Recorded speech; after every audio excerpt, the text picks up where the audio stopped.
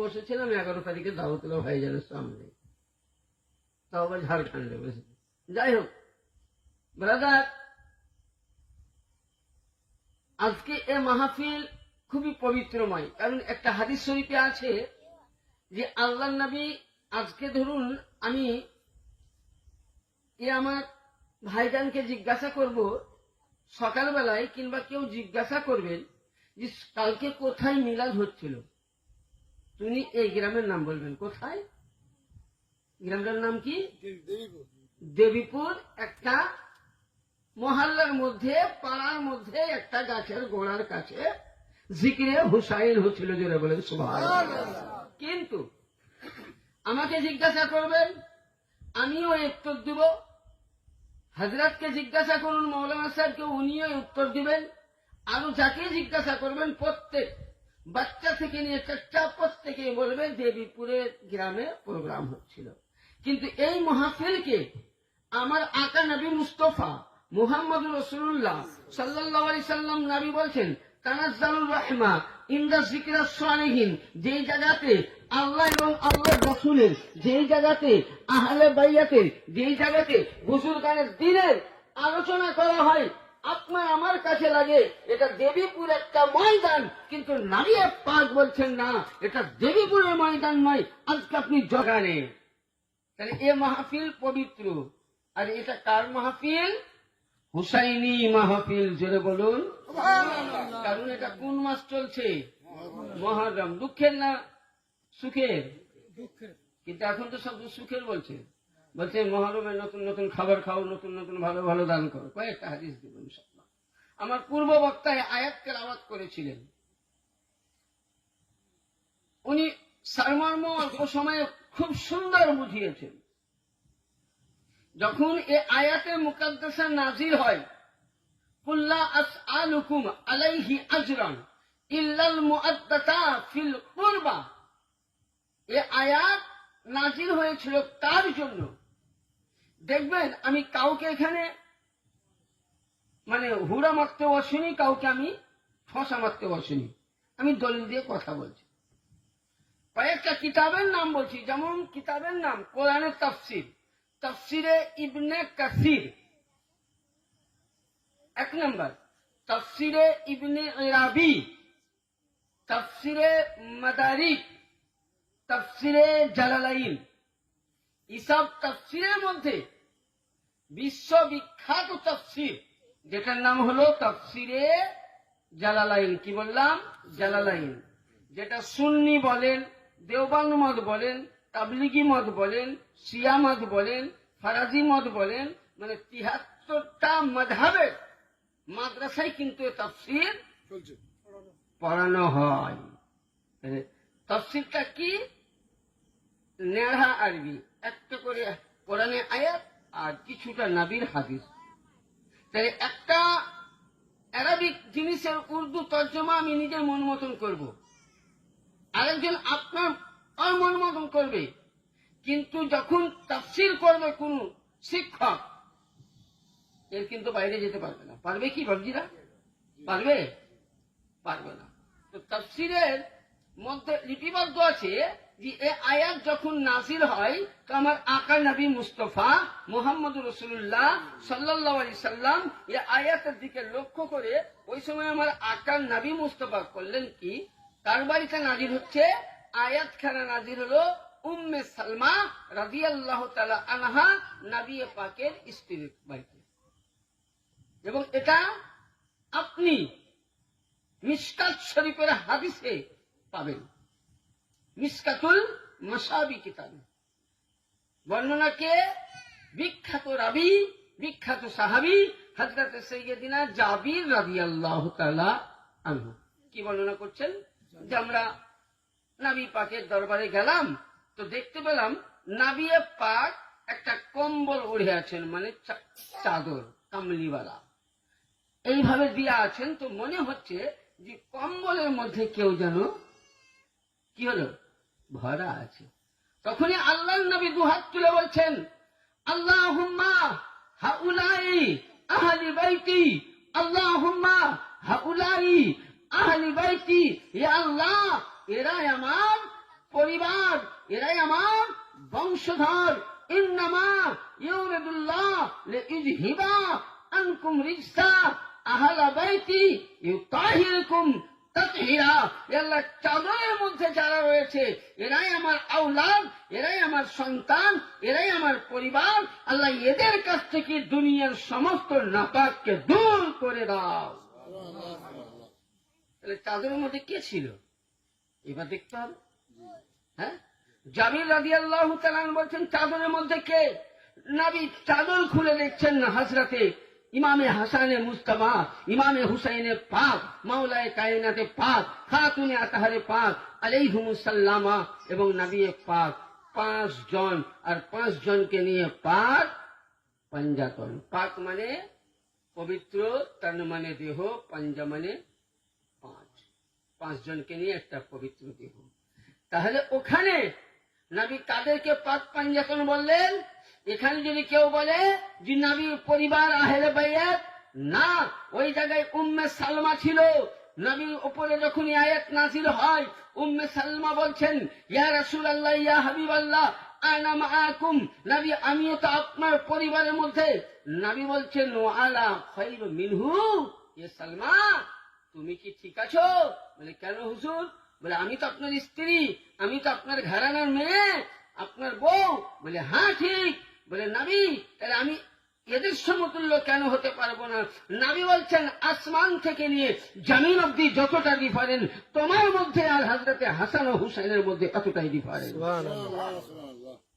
তাহলে ওখানে নবীর স্ত্রীও আহলে বাইত হয়নি। এইবার আয়াতকে লক্ষ্য করুন, আমার পূর্ব বক্তা পড়েছিলেন কুল্লা আসালু। নবী যখন এই আয়াতে তাফসীর করছিলেন, আমার মতন মৌলবী সাহেবের সামনে নয়, আমার মতন মৌলবীকে বলতে তো বিশ্বাস করতাম না, করতাম? হ্যাঁ, আমার ভাষা বুঝতে পারছেন তো? আমি একটা একটা করে বলছি, আজকে কোনো সুর টুর বা আমি দেবো না। বেশিরভাগ আপনাদের দোয়ার বারকাতে আমি বেশিরভাগ হাওড়া ডিস্ট্রিক্টে প্রোগ্রামটা আমার বেশি হয়, বা 24-25 এলাকায়। তো ওই সময় নবী আমার সাহাবী বর্গর মধ্যে বলছেন, যখন আয়াতে কারিমা কি বলছেন, কুল, যে হে নবী আপনি বলে দিন আপনার উম্মতকে আমি যা কিছু দিয়েছি, আসআলুকুম আলাইহি আজরান, আপনার ওসিলায় দৌলত, আপনার ওসিলায় অট্টালিকা, আপনার ওসিলায় বিবি, আপনার ওসিলায় টাকা, আপনার ওসিলায় দৌলত, আপনার ওসিলায় সমস্ত দুনিয়াবি দিয়েছি। হে নবী উম্মতের কাছে কিছুই বদলা চাই না। আমার আকা বলছেন, হে রব্বে কাদির, তাহলে আমার উম্মতের কাছে কি চাও?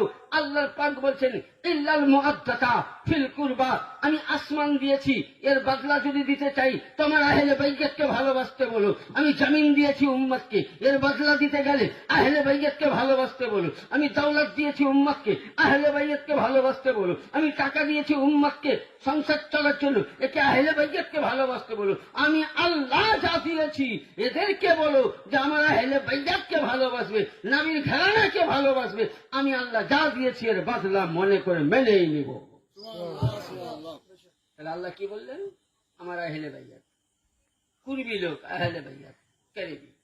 এই সময় এই তাফসীর যে কিতাবগুলোর নাম বললাম, এখানে সাহাবীরা বলছেন, কি বলছেন?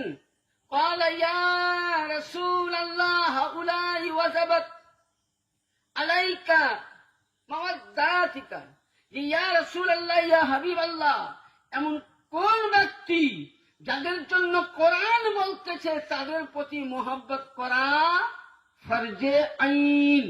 কি বললাম? নামাজ পড়া কি ফরজ না সুন্নত? আওয়াজ করবেন, নামাজ পড়া কি? আমার ভাষা বুঝতে পারছেন তো? নামাজ পড়া কি ফরজে আইন। আচ্ছা, এক ওয়াক্ত যদি নামাজ কাজা হয় তো নেকি হবে না গুনাহ হবে? নেকি হবে না? কাজা হলেও নেকি হবে না? আচ্ছা, তাহলে নামাজ ফরজে আইন। পয়সাওয়ালাদের জন্য যাকাত দেওয়া ফরজ, টাকাওয়ালার জন্য হজ করা ফরজ, প্রতিটা মুসলমানকে কলমা পড়া ফরজ, সত্রে আওরা ঢাকা ফরজ। তাহলে আমি এখন করছি কি? আল্লাহর হুকুম মানলাম। আমি বলছি, অনেকে বলছে কোরআনে যা বলে আমি তাই মেনে নেব। মিডিল আমি একটা তফসির দিলাম, দেখুন, শুধু যদি মনে করেন যে আমি এই কোরআন নিয়ে চলবো, আমি কোরআন ছাড়া যাব না, তাহলে আপনি গুমরাহ হয়ে যাবেন। গুমরা হবেন না? এবার একটা ছোট্ট উদাহরণ দিই। যেমন ধরুন আমরা অজু করি, তো প্রথমে কি করি? তারপরে কুল্লি করি, মঞ্জন করি, তারপরে 3 বার গাড়গাড়া করি, নাকে পানি দিই। আচ্ছা, এগুলো তো কোরআনে নাই, আছে? কোরআনে কেবল, কথাটা খুব ব্রেন দিয়ে শুনবেন, কেউ যদি বলে কোরআন নিয়ে চলবো, কোরআন ছাড়া আমি কিছু মানি না, আমি চ্যালেঞ্জ করে বলছি, সে মৌলবি হোক, পীর সাহেব হোক, হাজি সাহেব হোক, কাজী সাহেব হোক, যেই হোক, শুধু যদি কোরআন মেনে চলে, সঙ্গে সঙ্গে পদভ্রষ্ট কাফির হয়ে যাবে, মুসলমান থাকবে না। কারণ কোরআন শরীফে সর্বপ্রথম কি বলা হয়েছে? কোরআন শরীফে ওযু করতে বলা হয়নি। 5 পারা সূরা নিসার মধ্যে খুলে দেখবেন, আল্লাহ পাক বলছেন কোরআনের মধ্যে যে সর্বপ্রথম তোমরা এই মুখমণ্ডল ধোও, 2 নাম্বার এই হাত ধোও, 3 নাম্বার মাথার মাসা করো, 4 নাম্বার পা ধোও। কিন্তু মুখ আমরা কবার ধোই? কয়বার ধোই?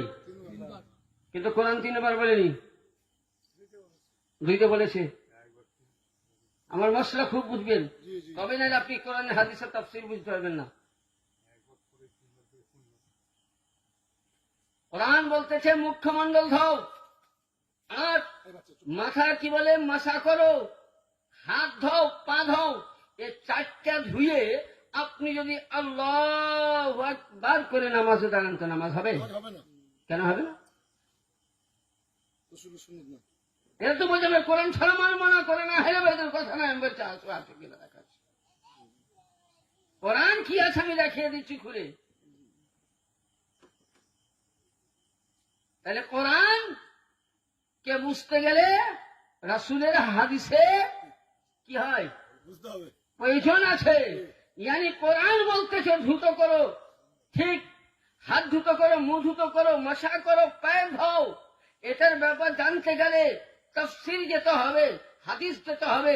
তো বেরাদার, যেমন কোরআনের মধ্যে ওযু লিখা নাই, কোরআনের মধ্যে নামাজ লিখা নাই, কোরআনের মধ্যে সাদকা লিখা নাই, কোরআনের মধ্যে হজের বয়ান লিখা নাই, তাহলে এগুলো বুঝতে গেলে তাফসীরের দরকার। তো বেরাদার, ওইরূপ আল্লাহর নবীর দরবারে বলতেছেন, ইয়া রাসূলুল্লাহ, ইয়া হাবিবাল্লাহ, আজকে যাদের প্রতি যেমন নামাজ পড়া ফরজ, তাদেরকে ভালোবাসলে এদেরকে মোহাব্বত করতে হবে। ফরজ সে কোন ব্যক্তি? আল্লাহর নবী বলছেন, ওয়া আবনাহুমা আলী ও ফাতেমা, হযরত আলী, ফাতেমা এবং তার 2 সন্তান। জোরে বলুন সুবহানাল্লাহ, সুবহানাল্লাহ। তাহলে কয়টা হলো? 4 জন। তাহলে আমি নামাজ পড়বো, ফরজ মেনে নিব। আমি রোজা রাখবো, ফরজ মেনে নিব। হজ করবো, ফরজ মেনে নিব। যাকাত দিব, মেনে নিব। কিন্তু যখনই বলবো আহলে বাইতের মোহাব্বত করো, তো বলে এটা কোনো দলিল নাই। তাহলে এবার বলেন, আমার পূর্ব বক্তা আপনাদেরকে টাচ দিয়েছে সামান্য কি, যে আহলে বাইতের মোহাব্বত ছাড়া কোন ইবাদত হবে না, ইনশাআল্লাহ আগাবে। এবার আহলে বাইত এদেরকে কেন করলেন বুঝতে হবে আগে। শুধু ইমামে হুসাইন করলে হবে না, বুঝতে হবে। এবার আসুন, যখন মক্কার জামিনে নাবিকে টান দিয়েছিল, টান মানে বুঝেন, মানে ঠাট্টা করেছিল কি? আবু জাহেল মক্কাবাসী, যে হে মোহাম্মদ, জোরে পড়ুন সাল্লাল্লাহু আলাইহি সাল্লাম, বলছে হে মোহাম্মদ, তোমার তো সন্তান নাই, তুমি যতদিন থাকবা ততদিন তোমার ইসলাম কি হবে? থাকবে। তুমি চলে যাওয়ার পর ইসলাম আর থাকবে না। আচ্ছা বলেন, আদম আলাইহিস সালাম চলে গেছে, আদমের ইসলাম আছে? শীষ নবীর আছে? দাউদ নবীর ইসলাম আছে? ইয়াহিয়া নবীর ইসলাম আছে? জাকারিয়া নবীর আছে? আমার রাসূলের আগে মতান্তরে 1,24,000 বা মতান্তরে 2,23,999 জন নবী ও রাসূল, এদের কি ইসলাম এখন আমরা দেখতে পাই? এদের কথা আলোচনা হয় বা যেটার উম্মতরা করেছে? না।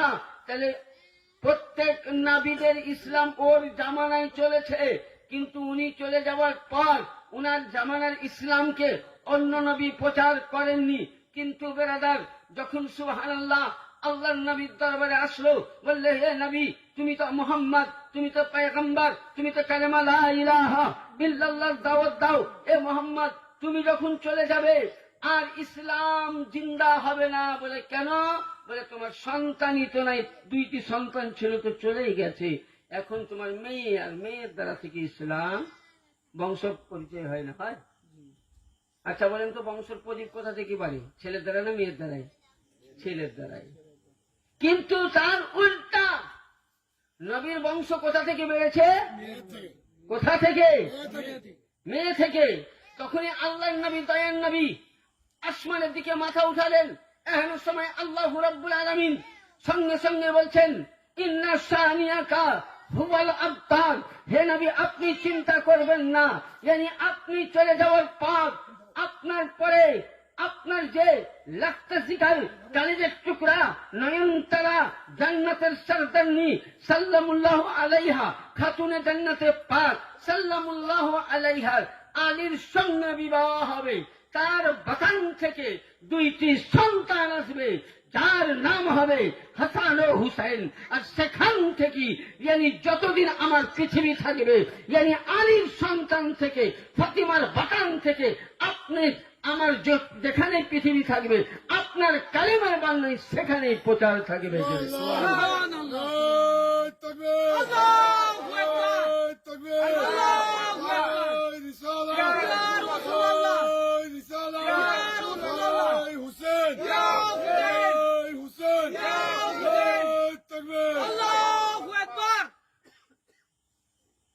তখনই আল্লাহর নবী বললেন যে কিয়ামতের দিনে কোন নবীর পরিচয় থাকবে না, কোন নবীর নামের পরিচয় থাকবে না, কোন নবী বংশের পরিচয় থাকবে না। একটাই নবীর বংশের পরিচয় থাকবে, সেটা হলো মুহাম্মদুর রাসূলুল্লাহ সাল্লাল্লাহু আলাইহি সাল্লামের বংশের পরিচয়। আর যে পরিচয়টা হলো হযরতে আলী মুর্তজা থেকে আসবে, মা খাতুনে জান্নাত থেকে, ইমামে হাসানে পাক, ইমামে হুসাইনে পাক, জাইনাল আবেদিন থেকে নিয়ে ইমাম হাসান আসকারি পর্যন্ত, ওখান থেকে শুরু করে আল্লাহ পাক বলেন, ইন্না শানিয়াকা হুয়াল আবতার। নবী গো, এই যতদিন হযরতে মাওলা আলীর ঘরানা থাকবে, কিয়ামত অবধি যেখানে আলীর সাইয়্যিদ জাদা আলে রাসূল আছে, ততদিন অবধি ইসলাম থাকবে, কোরআন থাকবে, হাদিস থাকবে, কালেমা থাকবে। বুঝা গেল বেরাদার, যে পৃথিবীর মধ্যে যে জায়গায় সাইয়্যিদ জাদা আমার পীর মুর্শিদ কিবলা ও কাবা মাওলা পাক, ইনি হলেন মাওলা আলীর সন্তান। আজকে আপনি যার মুরিদ, তিনি হয়তো মাওলা আলীর সন্তান। তাইলে বুঝা গেল বেরাদার, যেখানে আওলাদে রাসূল, যেখানে সাইয়্যিদ জাদা, সেখানে ইসলাম, সেখানে আল্লাহর কোরআন, সেখানে ইসলাম থাকবে, নবীর ইসলাম বাড়তেই থাকবে। বুঝা গেল যে ইসলাম কোথা থেকে বাড়তে শুরু হলো? খাতুনে জান্নাতে পাক থেকে। তার জন্য তো নবী আমার একটি কথা বলেছিলেন, কি? এখন তো বুঝলেন, একটা কথা না বললেও হয় না। এখন আবার মাওলানা সাহেবেরা বুঝলেন পটাম করে ফতোয়া দেয়, তাই না? মানে আবু বকর আমি যখন কোন সাহাবীকে কাঁদিয়েছিলেন, সাহাবীদের প্রতি ঈমান রাখা আমাদের কর্তব্য। আবু বকরের নাম নেবেন খুব ভালো, উসমানের নাম নেবেন খুব ভালো, ওমরের নাম নেবেন খুব ভালো। যখনই হযরতে আলীর জিকির করবেন বলবে শিয়া হয়ে গেছে। ইসলাম লেগেই আছে, হ্যাঁ, শিয়া। আচ্ছা, তাহলে সাহাবী যেটা করেছে আমরা সেটা মানবো না, ওয়াহাবি যেটা বলছে সেটা মানবো? বলেন আপনার কথা। আচ্ছা, ওয়াহাবি যেটা বলছে সেটা মানবো না সাহাবীর কথা মানবো? হ্যাঁ, আচ্ছা, কোরআন কার বাণী? জোরে বলুন, কার বাণী? কার বাণী? কোরআন আল্লাহর বাণী। কোরআনের ভাষা কার? আল্লাহ। তো কোরআনের কথা চলবে না মোল্লার কথা চলবে? কার কথা চলবে? আল্লাহর কথা, মোল্লার কথা নয়। এবার আসুন যে সাহাবায়ে কেরামরা মাওলা আলীকে মেনেছিল কিনা? আরে সাহাবা আলাদা জিনিস। সাহাবীদের প্রতি মোহাব্বত রাখা সুন্নাত, আর আহলে বাইতের প্রতি মোহাব্বত রাখা ওয়াজিব। আহলে বাইতের প্রতি যদি চুল পরিমাণ গুস্তাখ থাকে, যদি মনের মধ্যে কিন্তু থাকে, তো আল্লাহ পাক বলছেন তোমার সমস্ত ইবাদত বরবাদ হয়ে যাবে। তাহলে কিসের জন্য? আপনি উঠান কিতাব, রাসূলের পাক একদিন বক্তব্য দিচ্ছেন, আবু বকর সিদ্দিক, হযরতে আবু বকর সিদ্দিক মাওলা আলীর চেহারা দেখছেন আর কানখানা নবীর দিকে লাগিয়েছেন। জোরে বলুন সুবহানাল্লাহ। আচ্ছা, আমি বক্তব্য দিচ্ছি, আপনি আমার চেহারা না দেখে মৌলানা সাহেবের চেহারা দেখেন তো আমার রাগ উঠবে না? হ্যাঁ, হবে না? হবে না? হ্যাঁ, আমি বক্তব্য দিচ্ছি, আমার চেহারা না দেখে মৌলানা আলী মুসলিম সাহেবের চেহারা দেখছে।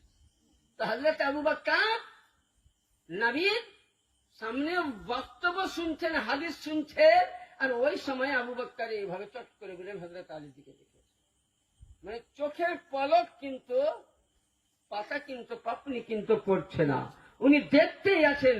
যখন মাহফিলে পাক খতম হলো, মা আয়েশা সিদ্দিকা রাদিয়াল্লাহু তাআলা আনহা বলছেন, আব্বাজান আপনি এত বড় ভুল কেন করলেন? বলে, কি বেটি ভুল করলাম? বলে, আব্বাজান আমি দেখলাম আপনি নবী পাকের বক্তব্য শুনছিলেন, কানখানা লাগাইয়ে চেহারাখানা আলীর দিকে দেখছিলেন। হযরত আবু বকর বলছে, বেটি রে, আমায় জিজ্ঞাসা না করে তুমি রাসূলকে জিজ্ঞাসা করো, পয়গম্বরকে জিজ্ঞাসা করো, আবু বকর আলীকে কেন দেখতেছিল? আবু বকর আলীকে কেন দেখছিল বলো? হযরত আয়েশা সিদ্দিকা বলছেন, ইয়া রাসূলুল্লাহ, ইয়া হাবিবাল্লাহ, এটা কোন মৌলভী সাহেবের মা নয়, নবীর স্ত্রী, নবীর স্ত্রী, যাদের জন্য কোরআন পাক তাহির আবিদা জাহেরা প্রমাণ দেয়। এহেন মা আয়েশা সিদ্দিকা বলছেন, ইয়া রাসূলুল্লাহ একটি জানার ছিল। তো বলে, কি? বলে, এই ঘটনা, আল্লাহর নবী বলছেন, নাযারতু আলিউন ইবাদাতু, ইয়ানি আলীর দিকে চেহারা দেখে, আলীর দিকে দর্শন করা ইবাদত। আবু বকর বলতেছে, বেটিরে আমি নবীর কাছে হাদিস শুনছিলাম কান লাগাইয়া, এটাও নফল ইবাদত, আলীর চেহারা দেখছিলাম, এটাও ইবাদত। একজন সাহাবী, একজন আবু বকর সিদ্দিক, যাকে তোমরা আউয়াল খলিফা বলো, প্রথম খলিফা বলো, তাহলে প্রথম খলিফা বলছেন আলীকে দেখা ইবাদত, আলীর জিকির করা ইবাদত, আলীর মোহাব্বত করা ইবাদত। আরে মুহাদ্দিসের মোল্লা মেম্বারে উঠে বক্তব্য দাও, লজ্জা করে না? যেই মেম্বারে বলো এটা রাসূলের মেম্বার, ওই মেম্বারে আবু বকর বলেছেন, নাযারতু আলী ওয়াজহু যিকরুল্লাহ, আলীকে দেখা ইবাদত। যদি সত্যিকারে আবু বকরের আশিক হয়ে থাকো, তো আবু বকরের নকশে কদমে চলো আর আলীর জিকির করো। আর যদি সত্যিকারে তুমি নামে মুসলমান, কামে নয়, তুমি মোল্লা খাওয়ার জন্য হাদিসের নয়, তাহলে জেনে নাও তুমি আবু বকর সাহাবীকে মাননি নামের জন্য। তার জন্য আল্লাহ বলছেন, ফি নারে জাহান্নাম খালিদিন। দাদা, তাহলে কি দলিল পেলাম? সত্যিকার যদি সাহাবী মানি আমরা, তাহলে আবু বকরকে মানো। তো আসো, আবু বকর বলছে, আমি বলছি না। বলে, কোন কিতাবে আছে? তাহলে কিতাবটার নাম বলে দেই। অবশ্যই এখানকার মৌলভী সাহেবরা খুঁজে পাবে না। এগুলো হলো কেরালার কিতাব, যে কেরালা মাসে পড়াশোনা করেছে একমাত্র ওর কাছেই আছে। কানজুল মাল, ৪th খণ্ড, সফা নম্বর ১২৫। কি বলছে? যে আলীর চেহারা দেখা কি ইবাদত। কে বললেন? আবু বকর। আচ্ছা, এই কথাটা যদি কেউ অমান্য করে তো সে মুসলমান হবে? আমরা বলছি যে সাহাবায়ে কেরামের রাস্তায় চলবো, সাহাবী যে রাস্তায় চলেছে সে রাস্তায় চলো, আমি রাজি। সাহাবী রাস্তায় যেতে রাজি, আসো। যেমন নবী পাক বিদায় হজ করে আসছেন। কি করে আসছেন? বিদায় হজ। গাদিরে খুম একটি জায়গা, মক্কা এবং মদিনার মিডিল জায়গায়। তো আল্লাহর নবী, এটা কোথায় আছে? এই কিতাবটা আপনি পাবেন, প্রত্যেক মাদ্রাসাতে পড়ানো হয়, মিসকাতুল মাসাবিহ। প্রত্যেক মাদ্রাসায় বুখারী, মুসলিম, সিয়াসিত্তা পড়ার আগে কিন্তু এই কিতাব পড়ানো হয়। এইসব কিতাবের ওজন গুলো 7 কেজি 8 কেজি আনা যায় না, তো তার জন্য আমাদেরকে নোট করতে হয়। ল্যাপটপও আছে আমার, মাশাআল্লাহ, ল্যাপটপও ভালো থাকে, তো আজকে ল্যাপটপ নিয়ে আসলাম না। তো যাই হোক ব্রাদার, হাদিস শরীফের মধ্যে মিসকাতুল মাসাবির মধ্যে আছে, নাবি আমার একটি উঁচু জায়গার মধ্যে বসলেন, বসে কি বলছেন? হযরতে জায়েদ বিন আরকাম রাদিয়াল্লাহু তাআলা হাদিস বলছেন, আন জায়েদ বিন আরকাম ক্বালা ক্বালা রাসূলুল্লাহ সাল্লাল্লাহু তাআলা আলাইহি সাল্লাম ইন্নী তারিকুম ফিকুম ওয়া ইন তামসকুম লান তাদিল্লু বা'দা আহাদাহুমা মিন আখাযু কিতাবাল্লাহ। ইয়ানি হযরতে জায়েদ বিন আরকাম রাদিয়াল্লাহু তাআলা থেকে বর্ণিত আছে, রাসূলে পাক সাল্লাল্লাহু আলাইহি সাল্লাম উঁচু জায়গার মধ্যে দাঁড়িয়ে গেলেন। নবী বলতেছেন কজন সাহাবীর মধ্যে?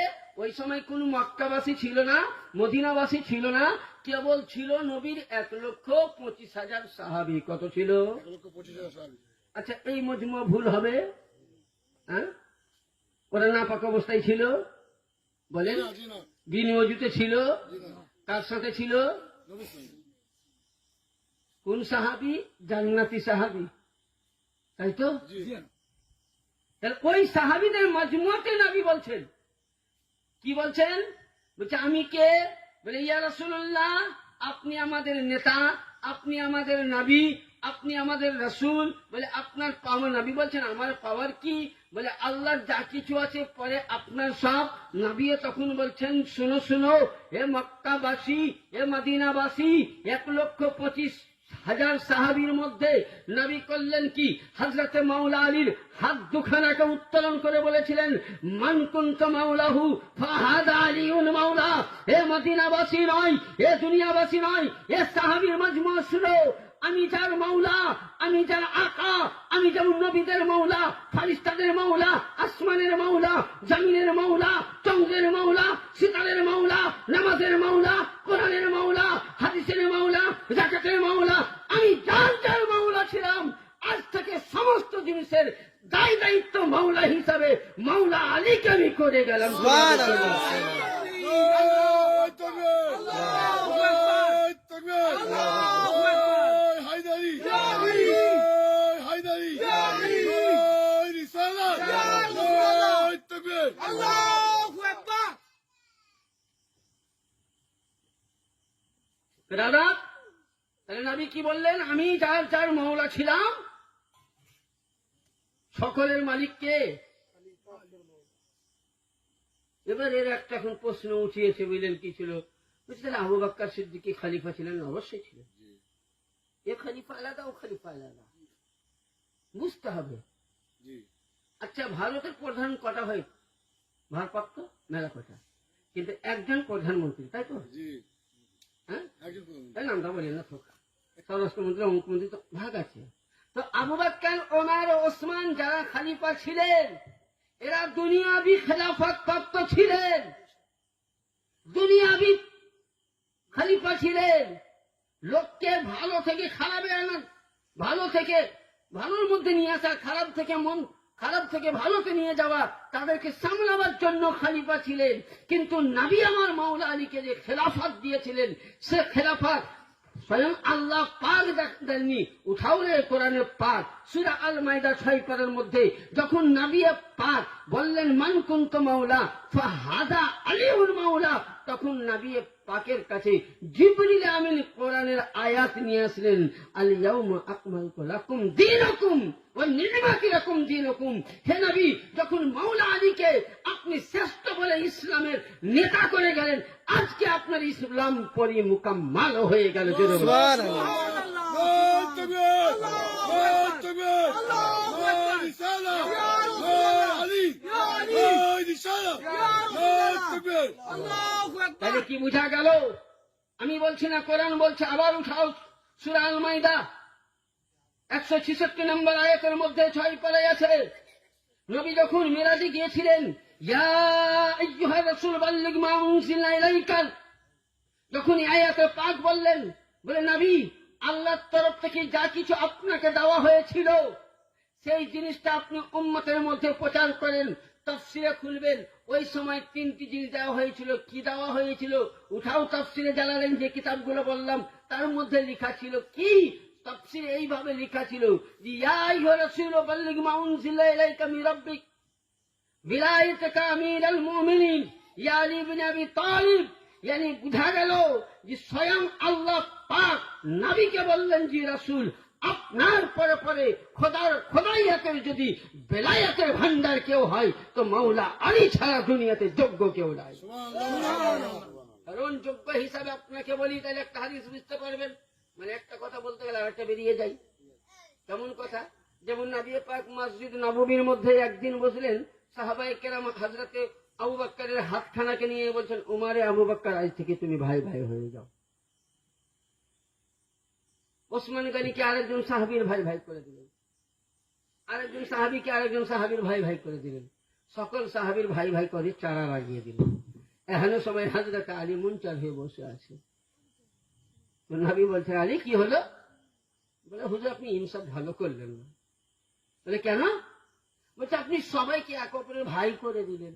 আবু বকরকে ওমরের করলেন, ওসমানকে হুযায়ফার করলেন, 1,25,000 সাহাবীর এক এক করে আপনি সবকে ভাই ভাই করে দিলেন। তা আমার কি হলো? তো নবী বলছেন, তোমার লেভেলের ওরা নয়। জোরে বলুন সুবহানাল্লাহ। নবী কি বললেন? তোমার লেভেলের। আমি বলছি না, হাদিস বলছি। নবী বলছেন, শুনো, ইন্না আলিও, হে আলী শুনো,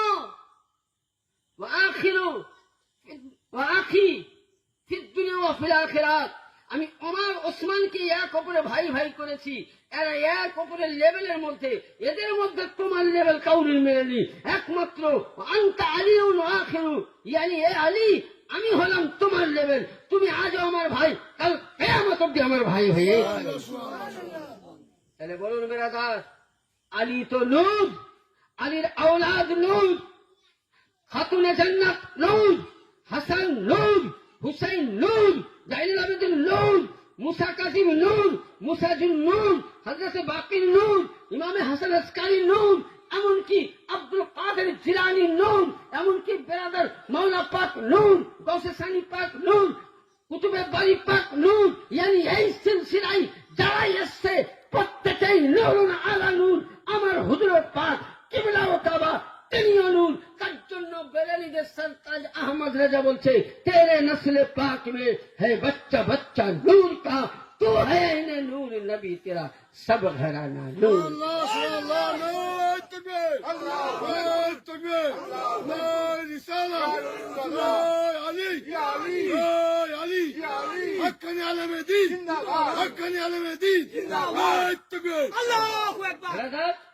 তাহলে এখানে বুঝা গেল আলীর লেভেল কোথায়।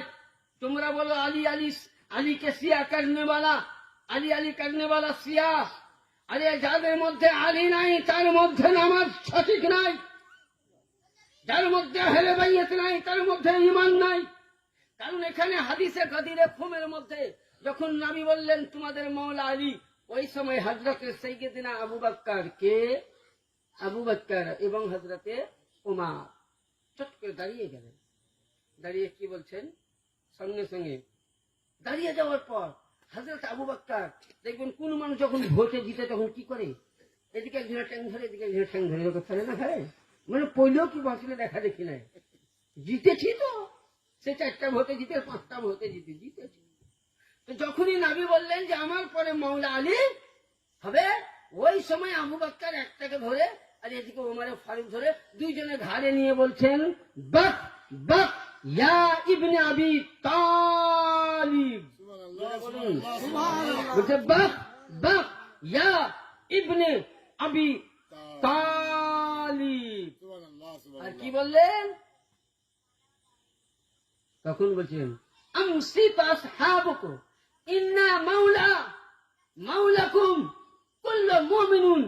আবু বকর সিদ্দিক ওমর ধরে হযরতে আলীকে সর্বপ্রথম ঘরের মধ্যে উঠিয়ে বলেছিলেন, হে হযরত আবু তালিবের সন্তান মাওলা আলী, তোমাকে স্বাগতম জানাই।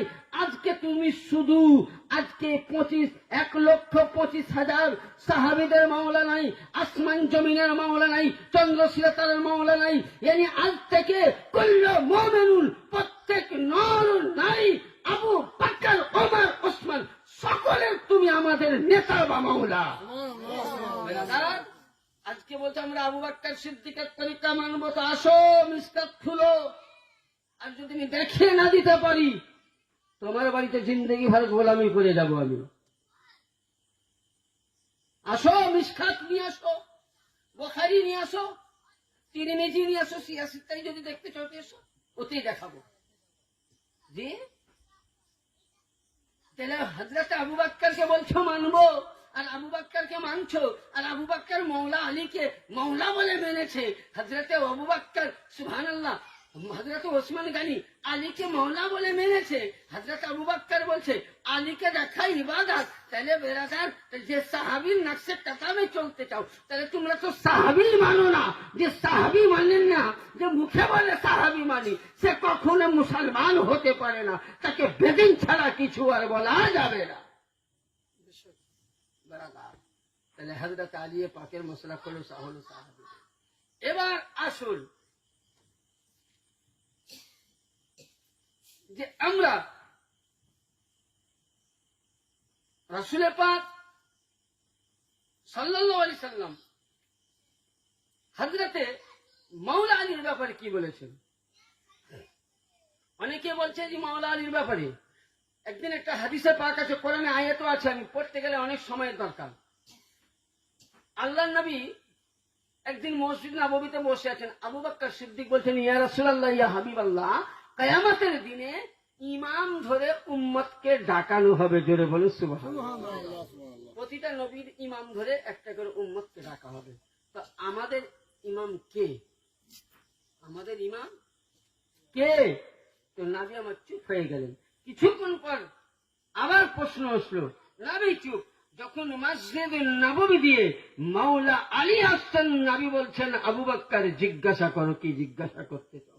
বলে হুজুর, কিয়ামতের দিনে ইমাম নিয়ে জিজ্ঞাসা করা হবে। তো আমাদের ইমাম কে হবে? বলে দেখতে চাও? বলে হ্যাঁ ইয়া রাসূলুল্লাহ। বলে তোমারও আমার ইমাম মাওলা আলী হবে। জোরে বলেন সুবহানাল্লাহ, সুবহানাল্লাহ, সুবহানাল্লাহ। তাহলে আলীর শান বুঝতে গেলে যেমন একটা ছোট্ট কথা বলি, নামাজ পড়তে গেলে ওযুর প্রয়োজন আছে না নাই? জোরে বলেন, ওযু দরকার। এই পেছনওয়ালা ঘুমাচ্ছে, জি হ্যাঁ, ওযু দরকার। জোরে কথা বলো। নামাজ পড়তে গেলে ওযুর দরকার আছে না নাই? হ্যাঁ, ওযুর দরকার। যেমন নামাজ পড়তে গেলে ওযুর প্রয়োজন আছে। নামাজ যদি নাপাক অবস্থায় পড়তে যান, নামাজ হবে না, গুনাহে ভরপুর হবেন। নামাজ কাজা আদায় করতে হবে। নামাজ পড়তে গেলে ওযুর দরকার। নামাজ পড়তে গেলে ওযুর দরকার। নামাজ জানতে গেলে ওযুর প্রয়োজন আছে। নামাজ বুঝতে গেলে আগে ওযুর প্রয়োজন আছে। যেমন নামাজ পড়তে গেলে ওযুর প্রয়োজন, আলীকে জানতে গেলে হালালি মায়ের হালালি বেটা হতে হবে। হারামি বেটা হলে আলীর শান বোঝা যাবে না। সুবহানাল্লাহ, সুবহানাল্লাহ। अली के बुझते गले हलाली माँ का बेटा होना चाहिए। हराम खाने वाला कभी अली को नहीं समझ सकता। अरे अली को समझने के लिए वली मिलना चाहिए। अली को समझने के लिए अबू बकर को मिलना चाहिए। अली को समझने के लिए उस्मान गनी से पूछो। अली को समझने के लिए उमर से पूछो। अली को समझने के लिए गौसे पाक से पूछो। अली को समझने के लिए कुतुबे पाक से पूछो। अली को समझने के लिए गौसे सानी से पूछो। अली को समझने के लिए मौला पाक से पूछो। अली को समझने के लिए हुजूर आला से पूछो।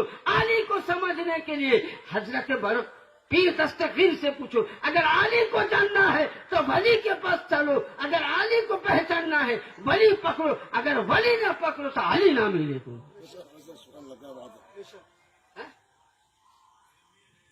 তাহলে কি ব্যাপার? আলী জানতে গেলে হালালি হতে হবে। খালি আমি আলেম হয়ে গেলাম, হইলাম না। মনে তো লম্বা পাঞ্জাবি টুপি পরে নিলাম, লম্বা দাড়ি পরে। আচ্ছা, লম্বা টুপি পরলে কি ইমান হওয়া যায়? লম্বা পাঞ্জাবি পরলে ইমান হওয়া যায়? যেটা লম্বা জুব্বা পরে হতো বলেন, তাহলে আগে স্বামী বিবেকানন্দ হতো, হতো না? ওর মতন লম্বা দাড়ি পাঞ্জাবি কেউ পরেছিল? ও তো পাগড়ি পরে। আর যদি বড় বড় দাড়ি তুলে, বুঝলেন, জান্নাতে যেত, তো রবীন্দ্রনাথ ঠাকুর আগে যেত। কি বড় বড় লেকচার দিলে যদি মানে জান্নাতে যাই, তাহলে আগে নরসিংহ রায় যেত। তাহলে টুপি নাম ইমান নয়, লম্বা পাঞ্জাবির নাম ইমান নয়, লম্বা দাড়ির নাম ইমান নয়। ইমান হতে হুব্বে আহলে বায়াত। ঈমান হচ্ছে আলে রাসূলের মুহাব্বত। আলে রাসূলের মুহাব্বত যদি আপনার কাছে না থাকে, আমি নয়, আল্লাহ পাক বলতেছেন হাদিসের মধ্যে, বুঝে সারা পৃথিবী যদি এক হয়ে যেত, তো আমি যদি সারা পৃথিবী যদি আলিওয়ালা হতো, আমি জাহান্নাম তৈরি করতাম না। যখনই বেরাদার পৃথিবীর মধ্যে দুই ভাগে ভাগ হয়ে গেল, আল্লাহ বলছেন যারা আলিওয়ালা আল্লাহ তারাই জান্নাতি, তারাই জান্নাতি, বাকি জাহান্নাম। এবার তাহলে বলবেন আলী আলী কাজে বলছি না, আলী মাননেওয়ালা কিন্তু নামাজি হবে, জি রোজাদার হবে। এবার আলী কেমন করে মানতে হবে? আমি বলছি না, আমার বলছি না, কোরআন বলতেছে। আচ্ছা বলেন ব্রাদার, আল্লাহ পাক বলছেন, নবী বলছেন যে 70,000 নবীর নেকি। কত হাজার বললাম? 70,000 কত হাজার? 70,000 নবীর নেকি যদি আমার মতন গুনাহগার মৌলবীকে দেওয়া হয়, সারা পৃথিবীর মানুষের নেকি যদি আমার মতন মৌলবীকে দেওয়া হয়, আর অন্তরের মধ্যে চুলের আগালে ঠোঁটে যতটা পানি উঠে, ওই পানি পরিমাণ পাক পঞ্জাতন আহলে বাইতের গুস্তাখি যদি করা হয়, তো 70,000 নবীর নেকি বরবাদ হয়ে যাবে, কাজে লাগবে না। পৃথিবীর মানুষের নেকি কাজে লাগবে না। কাবা বাইতুল্লাহ তুমি গেলাপ ধরেও কাঁদলেও কাজে লাগবে না, এমনকি হাজারে আসওয়াদে কাঁদলেও কাজে লাগবে না, মাকামে ইব্রাহিমে কাঁদলেও কাজে লাগবে না। তাইলে বুঝা গেল ব্রাদার যে ইমানের মূল নামাজকে মজবুত করার জন্য পাক পঞ্জাতনের মুহাব্বত দরকার, রোজাকে মজবুত করার জন্য আহলে বাইতের মুহাব্বতের দরকার, যাকাতকে মজবুত করার জন্য আলে রাসূলের মুহাব্বত দরকার, কোরআন পড়াকে মজবুত করার জন্য আহলে বাইতের মুহাব্বতের দরকার। ব্রাদার জান্নাতে যেতে গেলে আলীর ঘরানার মুহাব্বতের দরকার। যার মধ্যে আলী আছে, আলীর ঘরানা আছে, মুহাব্বতের রাসূল আছে, ও হয়ে গেল জান্নাতি। আর আলী ছড়নেওয়ালা জাহান্নামী। বেশক সুবহানাল্লাহ, কি বাত है। এটা আমার কথা নয়, কোরআনের তাফসীর লিয়া। ব্রাদার, তাহলে আহলে বাইত কার নাম? সংক্ষিপ্ত আহলে বাইত বুঝতে পারলাম। এবার একটু ছোট্ট করে দরুদে পাক পড়ুন। আল্লাহ